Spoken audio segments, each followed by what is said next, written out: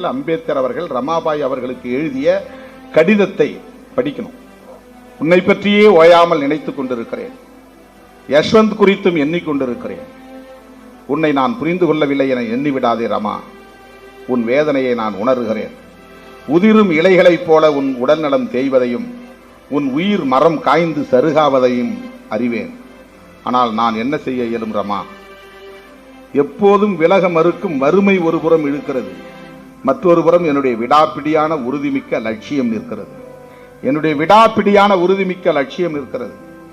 அறிவை தேடி லட்சியத்தை அடைய வேண்டும் என்கிற குறிக்கோள். வேறு எதை பற்றியும் கவலைப்படாமல் அறிவு தேடலில் என்னை மூழ்கடித்துக் கொண்டு விட்டேன். என்னை தாங்கும் வலிமைமிக்க தூணாக நீயே இருக்கிறாய். என்னை தாங்கும் வலிமைமிக்க தூணாக நீயே இருக்கிறாய். என்னுடைய உலகத்தை கவனித்துக் கொள்கிறாய். உன் கண்ணீரை கொண்டு என் மன உறுதியை வளர்த்தெடுக்கிறாய்.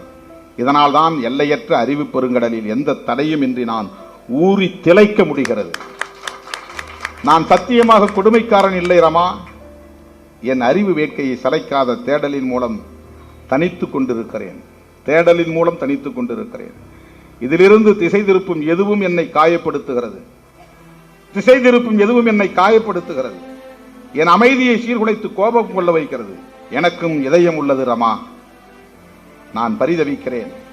ஆனாலும் சமூக மாற்றத்திற்கு என்னை ஒப்புக் கொடுத்திருக்கிறேன்.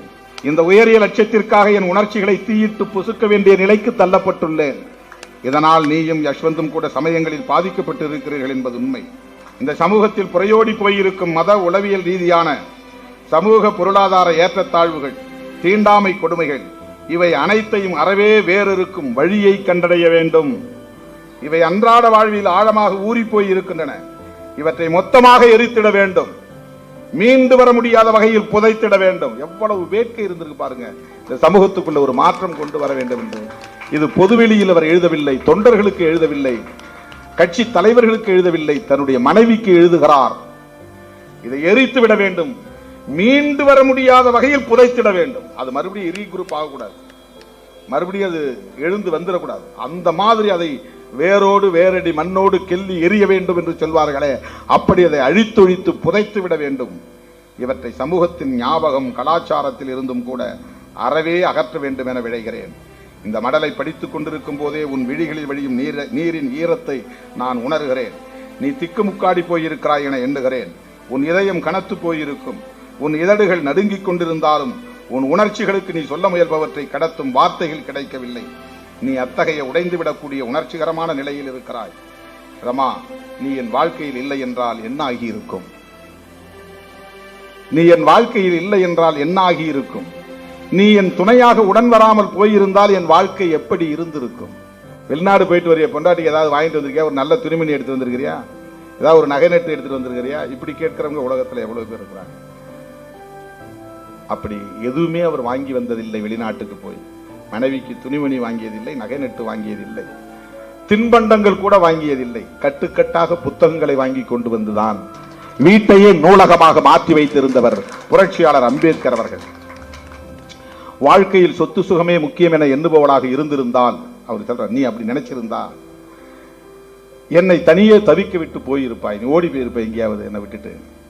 யாராவது எப்போதும் பசியால் வாடவும் பம்பாயில் பசுமாட்டின் சாணியை தேடி அலையவும் அதை வரட்டியாக்கி அடுப்பெரிக்கவும் விரும்புவார்களா? இவர் இப்படி கஷ்டப்பட்டு இருக்கிறார்.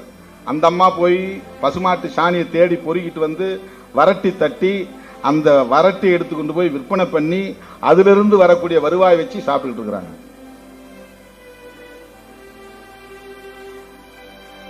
வீட்டில் அடுப்பெரிக்க பயன்படுத்தி இருக்கிறாங்க. வீட்டில் கிழிந்து போன துளிகளை ஒட்டு போட்டுக் கொண்டும் வறுமை கொடுமையில் ஒரே ஒரு வத்தி பெட்டி தான் மாதம் முழுவதற்கும் அல்லது இருக்கிற உணவுப் பொருட்களை வைத்து மாத கடைசி வரை ஓட்டித்தான் ஆகணும் போன்ற சொற்களை தாங்கிக் கொள்வார்களா? இப்படிலாம் அவர் எழுதுறாரு. இதெல்லாம் நீங்க தாங்கிக்க முடியுமா? நீ அவ்வளவு அற்புதமான பெண், முதிர்ச்சி அடைந்த பெண், பக்குவமான பெண். ஒரு தீப்பெட்டி வாங்கி ஒரு மாசம் முழுக்க பயன்படுத்துறாங்க. மாசத்துக்கு 30 தீப்பெட்டி வாங்குறவங்க இருக்கிறாங்க. ஒரே நேரத்தில் 2 குச்சி 3 குச்சி எடுத்து வீசி போட்டு சரியா இந்த தீப்பெட்டி சரியா இல்லைன்னு சொல்லி தூக்கி எறிகிறவங்க இருக்கிறாங்க. ஒரு தீப்பெட்டியை வாங்கி 30 நாளைக்கும் அதை வைத்திருக்கக்கூடிய அளவுக்கு அந்த அம்மையாருடைய வாழ்க்கை முறை இருந்திருக்கிறது. வீட்டுல அது இல்லை இது இல்லைன்னு சண்டை போடல. இருக்கிற பொருட்களை வைத்துக்கொண்டு மாத கடைசி வரை ஓட்டித்தான் ஆகணும் அப்படின்னு இவர் எழுதுறாரு. அந்த சொற்களை யாராவது தாங்கிக் கொள்வார்களா? நீ தாங்கிக் கொண்டாய். நான் அப்படி எழுதும்போது என்னுடைய ஆணைகளை நீ கடைபிடிக்காமல் முரண்டு பிடித்திருந்தால் என்ன ஆகியிருக்கும்? நான் உடைந்து போன உள்ளத்தோடு என் இலட்சியத்தை காப்பாற்ற முடியாதவனாக போயிருப்பேன். நான் என்னுடைய மைண்டெல்லாம் உடைஞ்சு போயிருக்கும், உள்ளம் உடைஞ்சு போயிருக்கும். நான் எதுவுமே செய்ய முடியாதவனா போயிருந்திருப்பேன். என் லட்சியத்தை காப்பாற்ற முடியாதவனாக போயிருப்பேன். முற்றிலும் நிலை குலைந்து எண்ணி பார்க்க கூட முடியாத அளவுக்கு என் லட்சிய எண்ணங்கள் கரைந்து போயிருக்கும். ரமா, என் வாழ்வில் நான் தேடுவதையெல்லாம் தொலைத்திருப்பேன். எல்லாமும் என்னுடைய எல்லா உள்ள கிடக்கைகளுக்கும் கிடக்கைகளும் உள்ள கிடக்கைனா உள்ளத்துல கிடக்கிற ஆசைகள், எண்ணங்கள், செயல் திட்டங்கள், அதெல்லாம் உள்ள கிடக்கை. உள்ள கிடக்கைகளும் நிறைவேறாமல் காயப்பட்டு போயிருப்பேன். கடுமையா என் மனசு காயப்பட்டிருக்கும். சிறு பதரை போல பொருளற்றவனாக இருந்திருப்பேன். ஒரு பதர் மாதிரி ஆயிருப்பேன். நான் எதுக்கும் பயன்படாத பதர் மாதிரி. உன்னையும் என்னையும் பார்த்துக்கொள். எவ்வளவு கவித்துவம் பாருங்க. உன்னை பார்த்துக்கொள் என்று எழுதவில்லை, என்னையும் பார்த்துக்கொள். அதுக்கு என்ன பொருள்? என்ன ஹர்ட் பண்ணிடாத, என்ன காயப்படுத்திடாத, நான் உனக்கு எதுவுமே செய்யலைங்கிற கோபப்பட்டு என்னை மனசை உடைச்சிடாத, உனக்காக நான் எதுவும் செய்யலன்னு சொல்லி என் மனசை காயப்படுத்திடாத. உன்னையும் பார்த்துக்கொள், என்னையும் பார்த்துக்கொள். சீக்கிரம் இந்தியா திரும்பி விடுவேன், கவலைப்படாதே. என்னுடைய வாழ்த்துக்களை, நல்வாழ்த்துக்களை அனைவருக்கும் தெரியப்படுத்துவோம். இப்படி அவர் அந்த கடிதத்தை முடிக்கிறார். உள்ளுக்குள் எவ்வளவோ நான் கடந்து வந்து விட்டேன். ரமா, பணம், ஆடம்பரம் ஆகியவற்றால் பயனொன்றும் இல்லை. பணம், ஆடம்பரம், லக்ஸுரியா இருக்கணும், டிப்டாப்பா இருக்கணும், பட்டுப்புடவை உடுத்தணும், பகட்டா நகை நட்டு அணியணும், இதனால எந்த பயனும் இல்லை. பணம், ஆடம்பரம் ஆகியவற்றால் பயனொன்றும் இல்லை. உன்னை சுற்றி அவற்றை கட்டாயம் கண்ணுற்று கொண்டே இருப்பாய். நீ பார்த்துக்கிட்டே இருப்ப, எல்லாம் அப்படி இருப்பாங்க, உன்ன மாதிரி உன கூட இருக்கிற பொம்பளைங்களாம் அப்படி இருப்பாங்க. உன்னை சுற்றி அவற்றை கட்டாயம் நீ கண்ணுற்று கொண்டே பார்த்துக்கிட்டு தான் இருப்ப. உனக்கு அந்த ஆசை வர்றதுக்கு வாய்ப்பு இருக்கு.